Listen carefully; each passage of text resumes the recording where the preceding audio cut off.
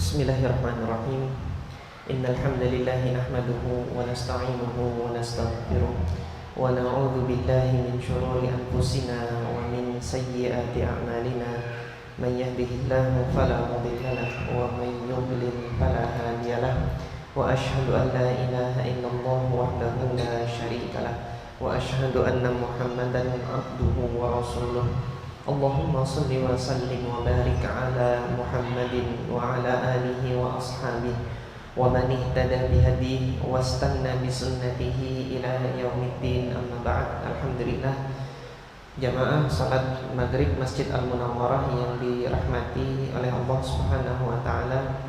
Insyaallah pada kesempatan malam hari ini melanjutkan pembacaan kitab Bulughul Maram, yang insyaallah hadis yang akan kita pelajari adalah hadis yang ke-11 dari bab al-miyah di kitab Thaharah. Hadis ini menyatakan dua bangkai dan dua darah yang dihalalkan. Diriwayatkan dari Abdullah ibn Umar radhiyallahu taala anhuma, yang sejatinya hadis ini oleh para ulama hadis dan para ulama fikih ini ditempatkan pada pembahasan makanan-makanan yang dihalalkan. Tetapi di sini Al-Hafidz Ibnu Hajar menempatkan hadis ini pada pembahasan air, yang mana nanti hadis ini dari awal sampai akhir sama sekali tidak menyebutkan air secara eksplisit di dalam matan hadis ini. Mari kita simak matan hadis ini sebagaimana dibawakan oleh Al-Hafidz Ibnu Hajar di sini. Al-Hafidz Ibnu Hajar mengatakan wa ani bin Umar, diriwayatkan dari Abdullah ibn Umar radhiyallahu anhuma qala, beliau mengatakan qala Rasulullah sallallahu alaihi wasallam, Rasulullah sallallahu alaihi wasallam bersabda, uhillat lana maitatani wa damani, telah dihalalkan bagi kami dua jenis bangkai dan dua jenis darah. Fa ammal maitatani fal jaradu wal hutu, adapun dua bangkai yang dihalalkan adalah al jarad, yaitu belalang, bangkai belalang dihalalkan. Wal hutu, kemudian ikan. Al-hut yaitu bangkai ikan, segala jenis ikan, baik nanti air tawar maupun air laut. Al-hut ini sebutan untuk ikan. Wa amma ad-daman, adapun yang dihalalkan berupa dua jenis darah, fattihalu, yaitu at-tihal. Tihal ini kita mengenalnya dengan istilah limpa. Kita kenal dengan istilah limpa. Wal kabidu, kemudian hati, hepar, bahasa ilmiahnya hepar. Adapun tihal itu bahasa ilmiahnya spleen atau limpa. Akhrajahu Ahmad, diriwayatkan oleh Imam Ahmad ibn Hanbal wa Ibnu Majah dan Al-Imam Ibnu Majah. Wa fihi dha'fun, tetapi ada kelemahan di dalam hadis ini. Di mana kelemahannya? Kelemahan hadis ini adalah dimarfu'kannya hadis ini sampai kepada Nabi. Kelemahannya di situ. Apa maksudnya? Hadis ini bukan ucapan Nabi.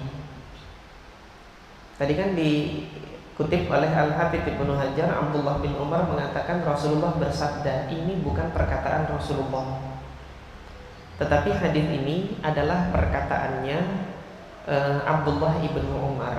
Jadi yang ngomong, yang berbicara itu bukan Nabi, bahkan tetapi yang berbicara adalah Abdullah ibn Umar radhiyallahu taala anhuma. Hal ini dijelaskan oleh Al-Imam Al-Baihaqi di dalam sunannya, As-Sunan Al-Kubra. Jadi Al-Imam Al-Baihaqi membawakan riwayat hadis ini dari dua jalur. Jalur yang pertama versinya itu mauquf, terhenti sampai pada Abdullah ibnu Umar. Jadi ini adalah ucapan Abdullah ibnu Umar. Nah, jalur yang ditempuh oleh Al-Imam Al-Baihaqi ini, beliau meriwayatkan qala akhbarana Abu Abdillah Al-Hafidh wa Abdul Hasan Ali ibnu Muhammad As-Sabi'i. Ini jalur yang beliau tempuh yang pertama, yang versi hadisnya itu terhenti sampai Abdullah bin Umar tadi. Beliau mengambilnya dari gurunya, yaitu Imam Abu Abdillah Al-Hafidh. Abu Abdillah Al-Hafidh ini Imam Hakim yang punya kitab Mustadrak. Nah, jadi Imam Baihaqi ini muridnya Imam Hakim. Fi akharina, dan juga guru-gurunya Imam Baihaqi yang lain, qalu, mereka mengatakan, akhbarana Abul Abbas Muhammad ibn Ya'qub, qala akhbarana Ar-Rabi' ibn Sulaiman, sampai kepada Rabi' ibn Sulaiman. Rabi' ibn Sulaiman ini muridnya Imam Asy-Syafi'i di Mesir, yang meriwayatkan fikih Imam Syafi'i bil Jadid, versi barunya fikihnya Imam Syafi'i di Mesir. Ini banyak diriwayatkan melalui Rabi' ibn Sulaiman al-Muradi. Qala haddatsana Ibnu Wahab. Rabi' ibn Sulaiman ini meriwayatkan dari Abdullah ibn Wahab. Jadi sebagai informasi, Abdullah ibn Wahab ini muridnya Imam Malik di Mesir.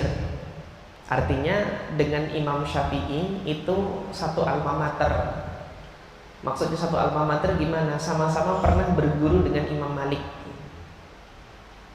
Jadi ketika di Madinah.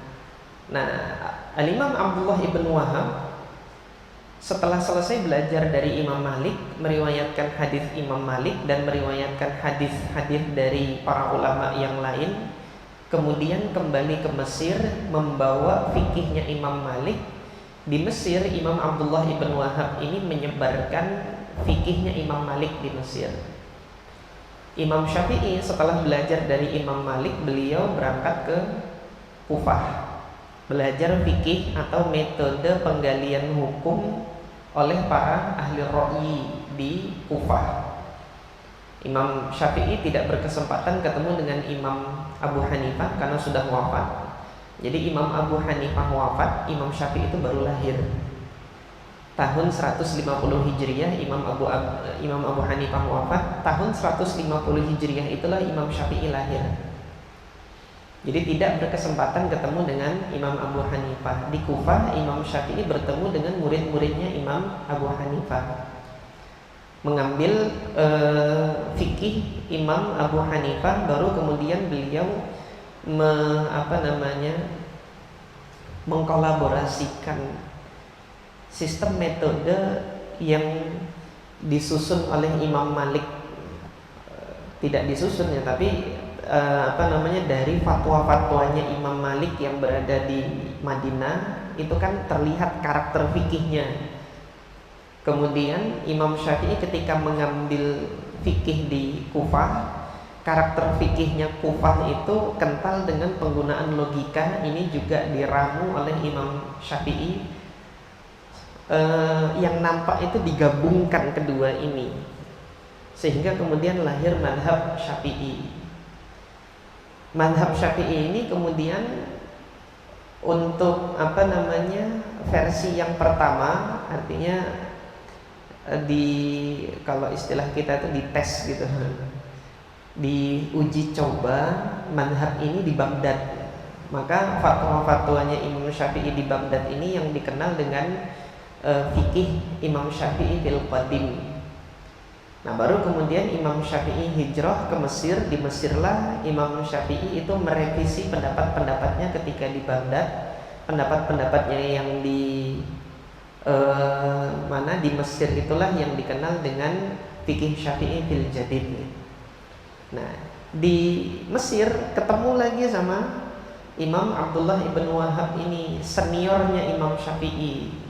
Sama-sama pernah berguru dengan Imam Malik. Imam Abdullah bin Wahab ini setia dengan metode mazhabnya Imam Malik. Imam Syafi'i punya metode baru yang berbeda dengan metode gurunya, gitu loh. Nah, ketika di Mesir itu ya ada semacam rivalitas, persaingan gitu. Persaingan madrasah. Nah, Imam Syafi'i kan baru merintis madrasah, sementara mazhab Imam Malik itu sudah menyebar luas di mana, di Mesir.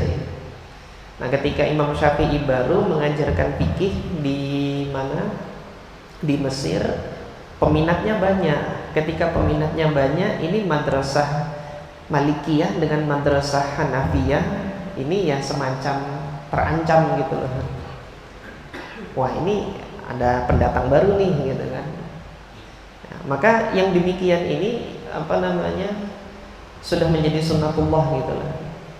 Makanya antum, fenomena yang dihadapi sekarang kan bukan madrasah fikih padahal pengajian ustadz. Nanti ustadz yang followernya ini sama followernya itu tuh saling ejek, saling sindir.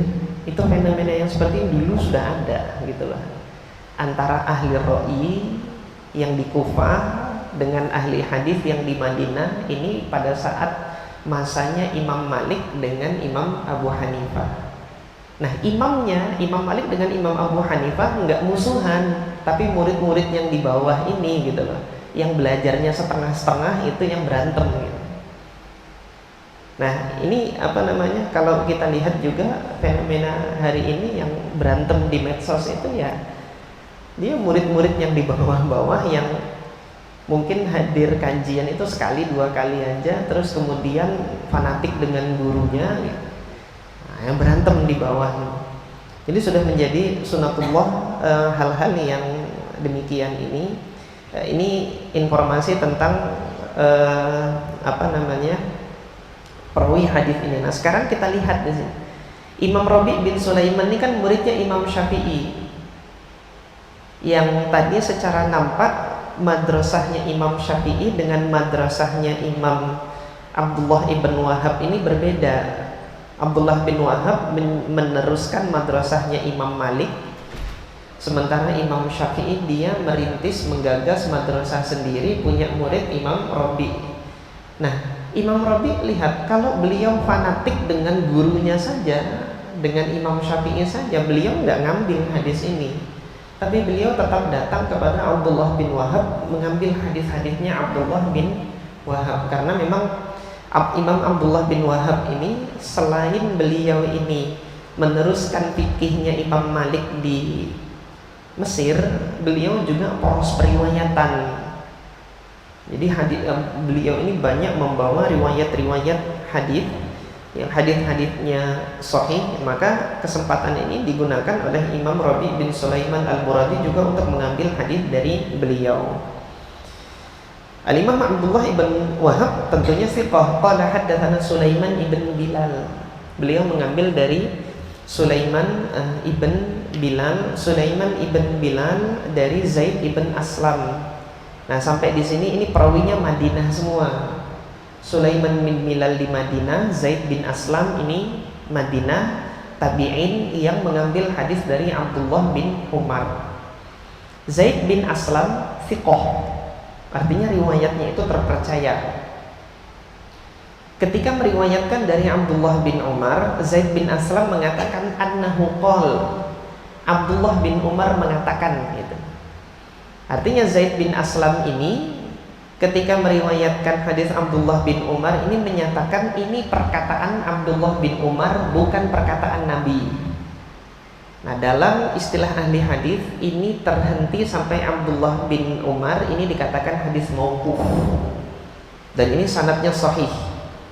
Imam Baihaqi kemudian menegaskan hada isnadun sahih. Ini sanad yang sahih. Sanad hadis ini adalah sanad yang sahih. Permasalahannya di mana? Imam Zaid bin Aslam ini perawi hadis yang di Madinah yang siqah tadi, beliau punya putra, punya anak-anak. Namanya Abdurrahman, Usamah, dan Abdullah. Tiga-tiganya ini perawi hadis, cuma tiga-tiganya lemah gitu loh. Ketika meriwayatkan hadis-hadis dari ayahnya itu, mereka lebih sering tercampur. yang ayahnya itu mengatakan mauquf dia angkat sampai ke Nabi gitu. Nah, oleh Imam Ahmad bin Hambal dan Imam Ibnu Majah yang redaksi hadisnya dibawakan oleh Al-Hafidz Ibnu Hajar itu adalah versi anak-anaknya Imam Zaid bin Aslam tadi, perawi dari Abdullah bin Umar. Jadi sampai di sini ada dua versi riwayatnya Imam Zaid bin Aslam tadi. Zaid bin Aslam punya murid Sulaiman ibn Bilal. Sulaiman bin Bilal ini yang meriwayatkan dari Zaid bin Aslam bahwasanya ini adalah perkataannya Abdullah bin Umar, bukan perkataan Nabi. Imam Zaid bin Aslam punya putra 3, Abdurrahman, Usamah, dan Abdullah. Tiga-tiganya ini meriwayatkan dari Zaid bin Aslam dari ayahnya, dinyatakan ini ucapan Nabi gitu loh, dari Abdullah bin Umar dari Nabi. 3 orang ini dhaif. Ini yang dimaksud oleh Al-Hafidz Ibnu Hajar fihi dhafun, ada kelemahan. Jadi singkatnya, hadis ini lemah kalau dinyatakan marfu. Artinya hadis ini lemah kalau dia dinyatakan sebagai ucapannya Nabi. Kalau ini dianggap sebagai hadis Nabi, ini lemah, jalurnya lemah. Tapi hadis ini sahih, merupakan perkataannya Abdullah bin Umar, bukan perkataan Nabi. Nah, sampai di sini selesai tugasnya ahli hadis. Jadi tugasnya ahli hadis itu memastikan ini perkataan Nabi atau bukan. Tugasnya ahli hadis itu memverifikasi, gitu, memvalidasi. Kalau diibaratkan di dunia medis itu, tugas ahli hadis ini tugasnya apoteker. Dia milihkan obat yang layak. Nah, nanti ada kelas-kelas obat, sama-sama analgesik, sama-sama antipiretik misalnya. Tapi yang ini nanti generik, yang ini paten gitu loh. Yang generik itu Hasan, yang paten itu Sahih gitu. Sahih Hasan gitu. Kualitasnya A, kualitasnya B. Itu yang milihkan apoteker. Nah, nanti ahli fikih itu yang mendiagnosa penyakitnya. Ini cocoknya pakai obat mana gitu kan. Apoteker milihkan obat yang misalnya standar gitu kan, tapi bisa sembuh gitu. Harganya di bawah rata-rata tapi masih bisa sembuh juga. Ini hadis hasan gitu. Dipakailah oleh fuqaha gitu, oleh ahli fikih untuk menyembuhkan penyakit seperti itu. Nah, hadis ini gitu, meskipun dia ucapannya Abdullah bin Umar, tadi sudah kita pastikan ini adalah ucapannya Abdullah bin Umar. Ketika Abdullah bin Umar mengatakan telah dihalalkan bagi kami, jadi ini seorang sahabat Nabi menginformasikan, mengabarkan kepada kita jenis makanan yang sudah dihalalkan. Kalau begitu, ketika sahabat mengatakan sudah dihalalkan, pertanyaannya siapa yang halalkan? Apakah berani sahabat satu sama lain saling menghalalkan? Atau secara tidak langsung Abdullah bin Umar ini mengabarkan bahwasanya yang menghalalkan itu adalah Allah dan Rasulnya gitu.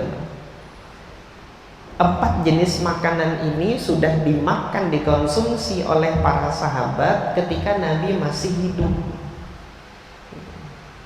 sehingga dikabarkanlah oleh Abdullah bin Umar, ini telah dihalalkan bagi kami.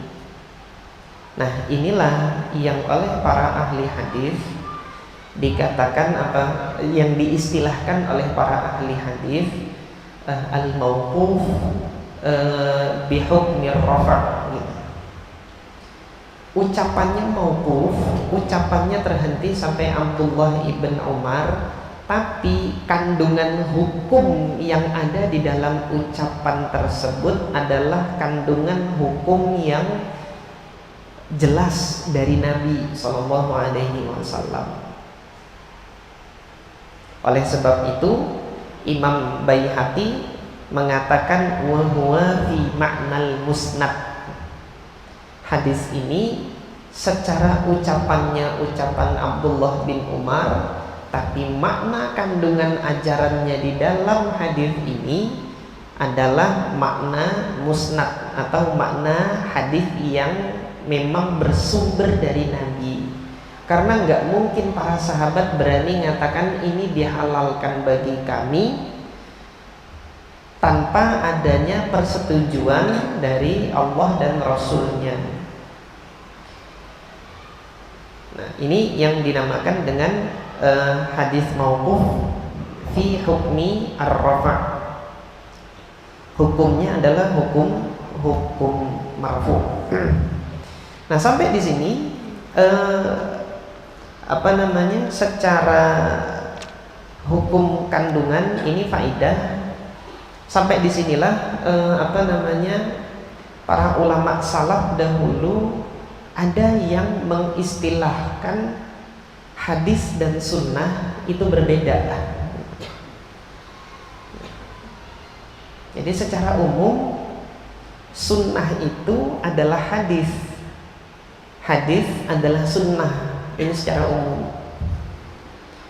Tapi dalam pengertian yang lebih detail lagi, lebih mendalam lagi, sunnah ini tidak hanya sebatas berita dari Nabi, tetapi juga kandungan ajaran dari Nabi.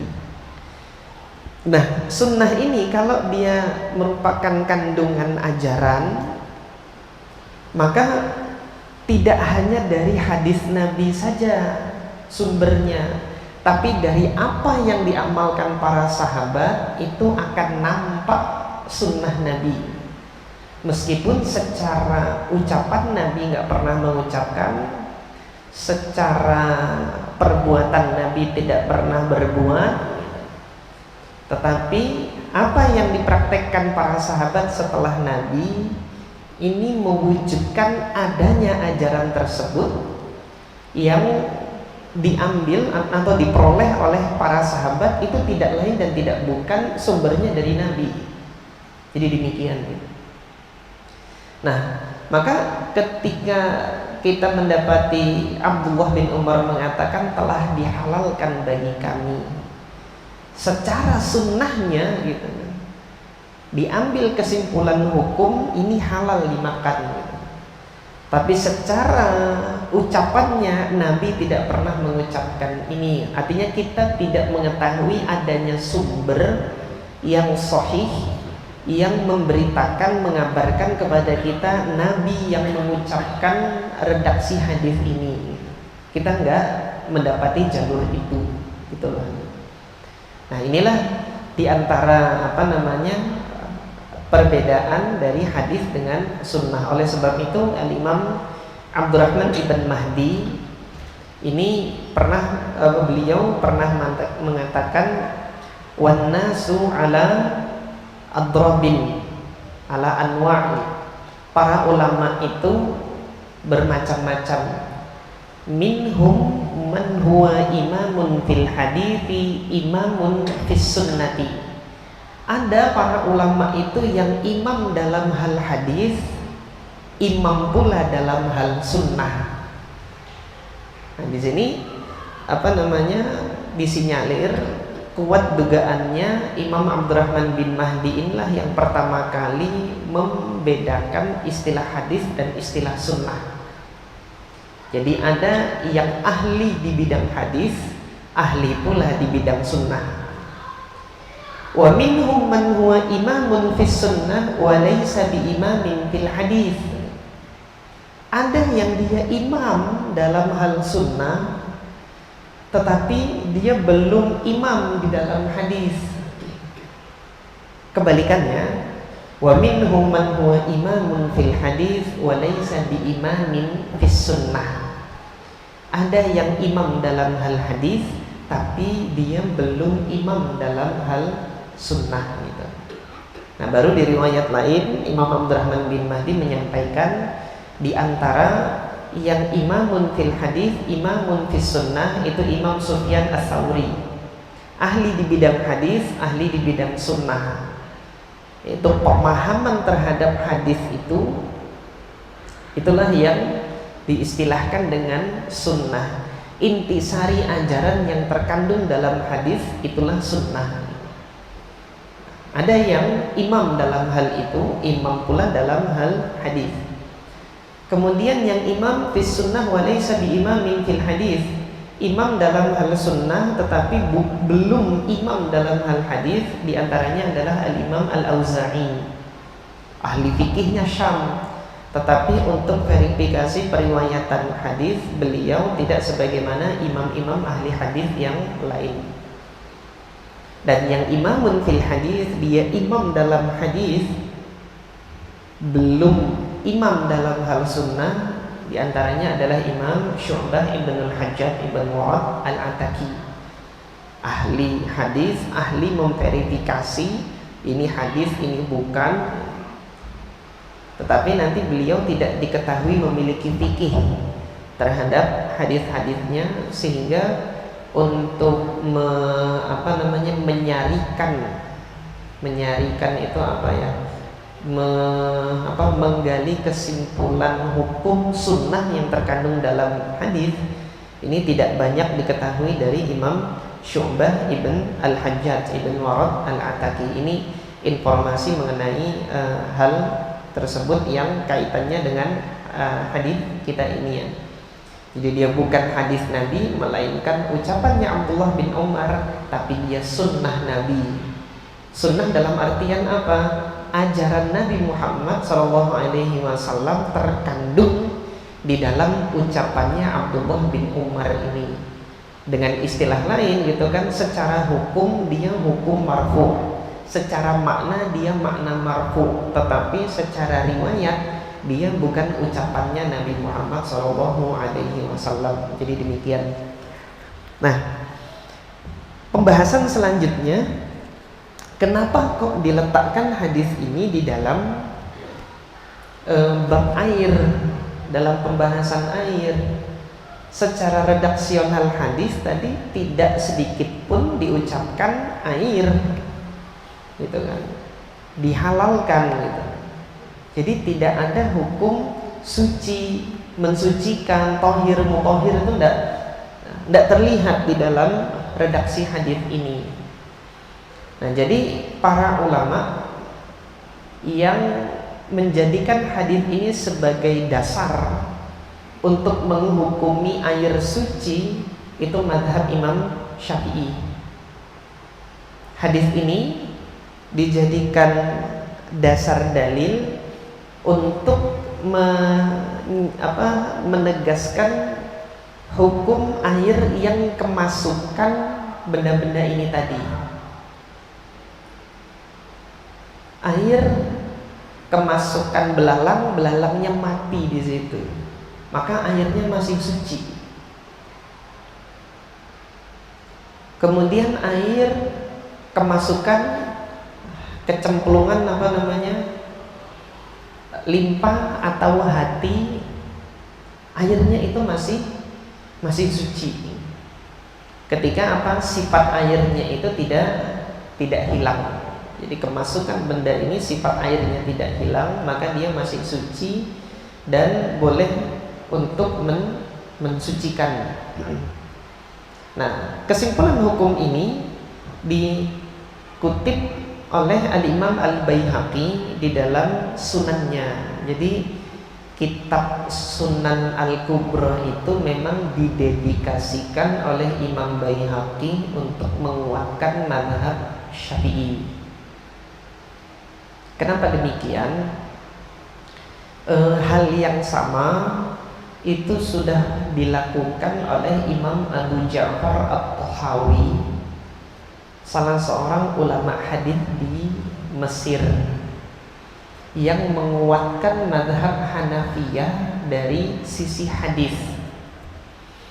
Al-Imam Abu Ja'far At-Tahawi ini menyusun dalil-dalil hadis untuk menguatkan mazhab Hanafiyah itu di dalam dua kitabnya, Syarah Ma'anil Athar dan Syarah Mushkilil Athar. Jadi beliau menghadirkan dalil-dalil hadis untuk menguatkan mazhab Hanafiyah gitu. Nah, mazhab Hanafiyah ini kan lebih dikenal dengan penggunaan logika. Jadi dalil-dalilnya itu banyak diambil dari keumuman Al-Quran, sehingga disematkanlah kesan bahwasanya mazhab Hanafiyah ini mazhab ahli ra'yi. Kemudian kesannya itu jauh dari sunnah, jauh dari hadis. Maka hadirlah Imam Abu Ja'far At-Tahawi ini untuk membuktikan kepada dunia, enggak kok, mazhabnya Imam Abu Hanifah ini enggak jauh dari hadis, enggak jauh dari sunnah. Ini loh hadis-hadisnya, ini loh dalil-dalilnya yang menguatkan mazhab Abu Hanifah. Nah, Imam Abu Ja'far At-Tahawi beliau di abad ketiga Hijriyah. Beliau hidupnya di abad ketiga Hijriyah, sudah melakukan upaya juhud untuk menguatkan mazhab Abu Hanifah dari sisi hadis. Maka melihat satu hal yang sama, Al-Imam Al-Baihaqi melihat loh, mazhab Syafi'i ini lebih berhak dikuatkan, dibela dengan hadis melebihi mazhabnya Abu Hanifah gitu. Hadirlah beliau membawakan hadis-hadis yang menguatkan mazhab Syafi'i dan dikumpulkan dalam kitab beliau. Salah satunya adalah As-Sunan Al-Kubra. Nah, ini rivalitas mazhab dulu, ada rivalitas yang positif, nggak mau kalah dengan mazhab ini, akhirnya dia bangkit bersemangat untuk mengumpulkan hadis-hadis, sehingga ada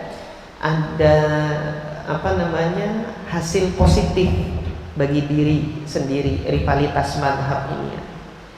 Nah, tadi yang saya singgung di awal, ada pula bentuk rivalitas mazhab yang membawa seseorang itu kepada hal-hal negatif, bahkan sampai kepada kebinasaan. Ketika rivalitas mazhab ini jadi ajang untuk berpecah belah antara kaum muslimin satu dengan yang lain. Jadi alangkah lebih baiknya kalau rivalitas mazhab ini dalam hal yang positif seperti ini ya. Nggak mau kalah mazhabku, akhirnya belajar hadis gitu.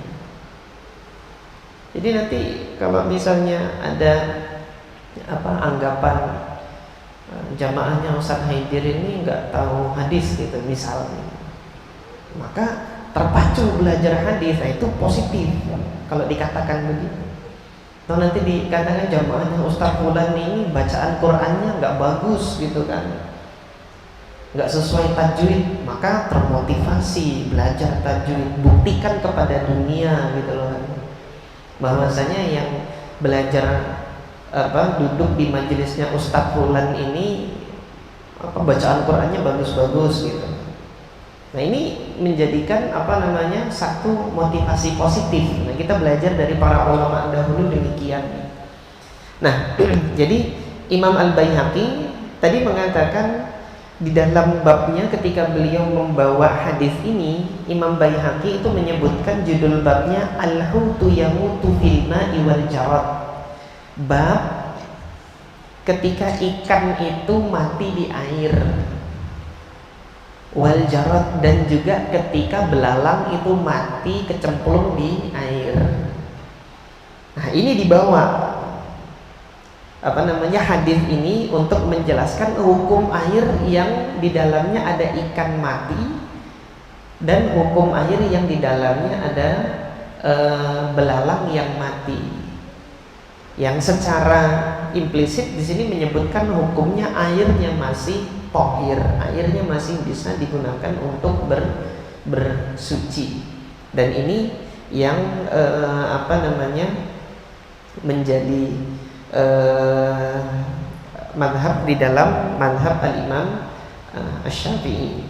Adapun yang nampak dari hadis ini tentunya menyebutkan hukum makannya gitu. Apa hukum makan belalang, apa hukum makan limpa, dan kemudian hati, kemudian makan bangkai ikan, hukumnya apa? Nah, untuk belalang, makan belalang ini kami tidak mendapati adanya khilaf di kalangan para ulama, karena kehalalan makan belalang ini sudah diketahui para sahabat secara umum dan tidak ada yang menyelisihinya. Dalam hadis yang muttafaq alaih dari Abdullah ibn Abi Aufa, hadisnya muttafaq alaih lagi. Abdullah bin Abi Aufa itu mengatakan, ghazawna ma'a Rasulillah sallallahu alaihi wasallam sab'a ghazawat. Kami itu bertempur bersama dengan Rasulullah, ikut hadir. Jadi Abdullah bin Abi Aufa ini ikut hadir bertempur dengan Rasulullah dalam 7 pertempuran. Di 7 pertempuran itu nakulu al-jarad, kita makan belalang. Artinya para sahabat di sini ketika bertempur itu makanan yang dimakan oleh mereka adalah belalang, jadi ransum makanan mereka. Nah, yang demikian ini ya tidak didapati khilaf dalam kehalalan makan belalang ini. Kemudian untuk makan limpa dan juga al-kabid, kami mendapati ada 2 asar, artinya 2 pendapat dari para sahabat yang menguatkan hadis ini. Diriwayatkan dari Zaid bin Thabit. Kalau tadi tabi'in namanya Zaid bin Aslam, ini sahabat Nabi Zaid bin Thabit radhiyallahu taala anhu, penulis wahyunya Rasulullah. Diriwayatkan oleh Imam Baihaqi dengan sanad yang sahih di Sunan Al-Kubra. Zaid bin Thabit mengatakan, inni la'akulun bihal, sungguh aku makan limpa, wa ma bi ilaihi hajah, padahal saya nggak perlu, nggak ingin, nggak mau sama sekali makan limpa itu. Illa liya'lama ahli annahu la ba'sa bihi, hanya untuk sekedar mengajarkan kepada keluargaku bahwasanya itu tidak mengapa. Artinya makan limpa itu boleh. Nah, beliau sendiri nggak suka dengan limpa, nggak mau makan limpa, tetapi beliau menyengaja makan itu untuk mengajarkan bahwasanya makan itu halal dan boleh. Bisa sudah ya? Ya mungkin sampai di sini saja secara singkat. Untuk samak atau ikan, ini ada khilaf di kalangan para ulama untuk ikan yang mati di air. Kalau ikan ini diangkat, dia masih seger terus mati di atas karena keluar dari air, ini sepakat halal. Tapi ketika dia mati ngambang di air, apakah masih halal atau tidak? Madhab Imam Malik dan Imam Syafi'i itu halal. Tapi madhabnya Imam Abu Hanifah makruh. Halal tapi makruh. Ada kemakruhannya. Ini ditegaskan oleh madhab Imam Abu Hanifah. Ini informasi wawasan bagi kita mengenai khilaf para ulama untuk ikan yang dia mati mengambang di air. Demikian ini yang bisa saya sampaikan pada kesempatan kali ini, mudah-mudahan bermanfaat. Aqulu qawli hadza wa astaghfirullah li wa lakum. Subhanakallahumma rabbana wa bihamdika asyhadu an la ilaha illa anta astaghfiruka wa atubu ilaik. Assalamualaikum warahmatullahi wabarakatuh.